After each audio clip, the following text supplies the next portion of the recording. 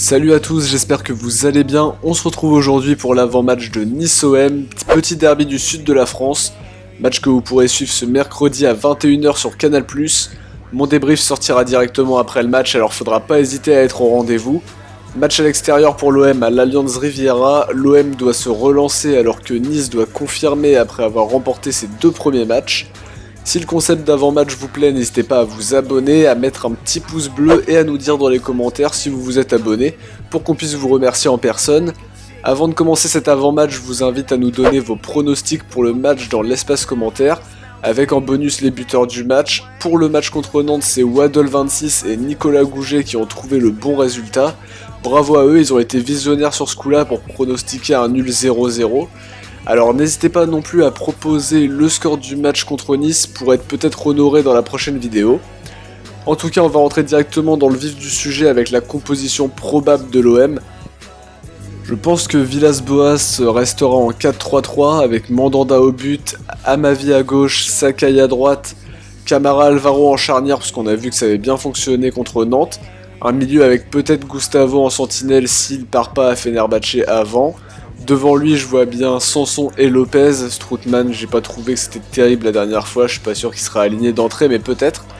Payet devrait être aligné à gauche, Thauvin pourrait être opérationnel, mais j'imagine que Villas-Boas ne le fera peut-être pas débuter pour pas risquer une rechute, il pourrait peut-être jouer quand même un petit peu, mais entrer en jeu plutôt. Sarr pourrait donc rejouer sur l'aile droite, et le 9 devrait être sans surprise Dario Benedetto. Pour Nice, je vois bien un 4-3-3 avec Benitez qui retrouve sa place dans les buts.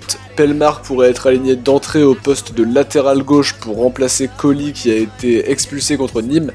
Burner pourrait être titulaire à droite. La charnière centrale devrait être sans surprise Christopher Herrel et Dante. Au milieu, j'imagine bien le trio Tamézé, Pierre Lesmelou et Cyprien être alignés. Avec devant Ganago à droite, Maolida à gauche et Le Bihan seul devant comme contre Amiens. Pour le moment, Nice n'a recruté officiellement que Khéphren Thuram, mais est en discussion pour Dolberg, Claude Maurice ou encore Stanley Nsoki, qui ne seront peut-être pas qualifiés à temps pour jouer contre l'OM, qui seront peut-être même pas officialisés avant le match contre l'OM, donc pas tellement d'inquiétude à ce niveau-là. Côté marseillais, le joueur à surveiller va peut-être vous surprendre, mais j'ai choisi Dario Benedetto, qui aura à cœur de se rattraper après son penalty complètement loupé. Avec ses bons appels de balles, s'il arrive bien à peser sur la défense niçoise, et aussi s'il est capable de soigner sa finition, il pourrait faire beaucoup de mal. Côté niçois, je dirais qu'il faut suivre Ignatius Ganago, auteur de son premier but de cette saison contre Nîmes. Il aura sans doute à cœur de prouver devant son public qu'il est un jeune prometteur. À seulement 20 ans, il prend une place de plus en plus importante dans l'effectif niçois et est capable de faire la différence. Pour la forme actuelle des deux équipes, Nice part favorite peut-être de ce point de vue-là, parce qu'après avoir été humilié par Burnley 6-1 et Wolfsburg 8-1, Nice s'est imposé dès le début du championnat à domicile contre Amiens 2-1, et s'est aussi imposé à l'extérieur contre Nîmes 2-1 également, ce qui place l'OGC Nice à la 4ème place du championnat. Côté marseillais, vous le savez, l'OM s'est incliné contre le Stade de Reims 2-0 pour le lancement de la nouvelle saison au Vélodrome, puis n'a pas été capable d'avoir mieux que le 0-0 contre le FC Nantes à l'extérieur. C'est le moment pour l'OM de marquer déjà ses premiers buts dans cette nouvelle saison, pour réussir à marquer aussi ses premiers points.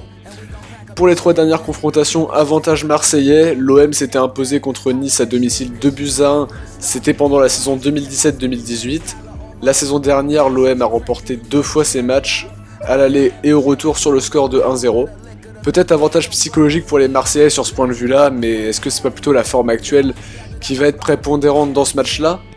Pour mes pronostics, je vois bien une victoire marseillaise pour le coup quand même. C'est le moment ou jamais pour l'OM de battre l'OGC Nice avant qu'ils se renforcent sur le mercato après leur rachat.